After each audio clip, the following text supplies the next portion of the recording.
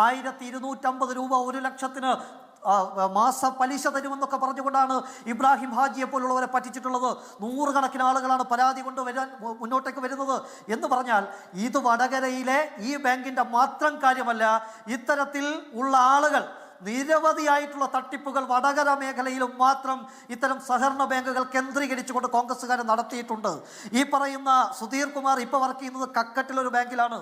ആ കക്കട്ടിൽ ബാങ്കിൽ ഉൾപ്പെടെ ഈ നിക്ഷേപ തട്ടിപ്പ് നടത്തിയിട്ടുണ്ട്. ഈ പറയുന്ന സുധികുമാർ എന്ന് പറയുന്ന വ്യക്തി, ആ സുധികുമാറിൻ്റെ ബാങ്ക് അക്കൗണ്ടിലേക്ക് 15 ലക്ഷം രൂപയാണ് പോലും വാങ്ങിച്ചിരിക്കുന്നത്. അതിലിടപെട്ടിരിക്കുന്നത് ഈ പറയുന്ന സുധികുമാർ ഉൾപ്പെടെയുള്ള ആളുകളാണ്.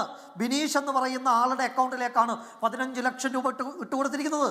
എന്ന് പറഞ്ഞാൽ ഇത്രയും ലക്ഷക്കണക്കിന് രൂപ ഒരു പാവപ്പെട്ട ഒരാളെ, ഒരു വയോധികനെ പറ്റിച്ചുകൊണ്ടാണ് ഈ കോൺഗ്രസിൻ്റെ നേതാക്കന്മാർ ഇത്രയും കാലം ജീവിച്ചു പോന്നിട്ടുള്ളത്. അതുകൊണ്ട് മനുഷ്യത്വം എന്ന് പറയുന്നത് തൊട്ട് തീണ്ടിയിട്ടില്ല. എനിക്കയച്ചിട്ടുള്ള ആ മൊഴി എന്ന് പറയുന്നത് അത് മരണമൊഴിയായിട്ട് പോലീസ് രേഖപ്പെടുത്തണം. ഞാനിപ്പോൾ SP വിളിച്ച് സംസാരിച്ച് കുറേ മുമ്പേ SP പറഞ്ഞത് അതുമായി ബന്ധപ്പെട്ട അന്വേഷണ ഉദ്യോഗസ്ഥൻ്റെ മുന്നിൽ ഹാജരാകാൻ എന്നോട് ആവശ്യപ്പെട്ടിട്ടുണ്ട്. ആ അന്വേഷണ ഉദ്യോഗസ്ഥൻ്റെ മുന്നിൽ എല്ലാ തെളിവുകളും ഞാൻ സമർപ്പിക്കും എന്ന് പറഞ്ഞാൽ എല്ലാ പ്രതീക്ഷയും അസ്തമിച്ച സമയത്താണ് എന്നോട് ഈ മെസ്സേജ് അയച്ചിട്ട് അദ്ദേഹം ആവശ്യപ്പെട്ടത്.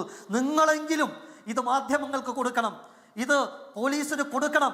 എൻ്റെ മക്കൾക്ക്, എൻ്റെ മരുമക്കൾക്ക് അവിടെ അംഗവൈകല്യം സംഭവിച്ച ഒരു കുട്ടിയുടെ പേരിലും അദ്ദേഹം പൈസ ഇട്ടിട്ടുണ്ട്. അദ്ദേഹം പറഞ്ഞത് എൻ്റെ കുടുംബത്തിലെ അംഗവൈകല്യം സംഭവിച്ച ആ കുട്ടിക്ക് എല്ലാ മാസവും ഒരു നിശ്ചിത പൈസ കിട്ടണം.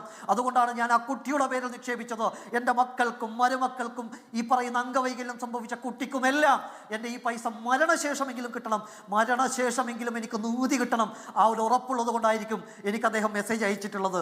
എന്തായാലും അത് വാങ്ങിച്ചു കൊടുക്കുന്നവരെ, ഇത്തരത്തിലുള്ള സഹകരണ ബാങ്കുകളുടെ തട്ടിപ്പുകളെ പുറത്തു കൊണ്ടുവന്നവരെ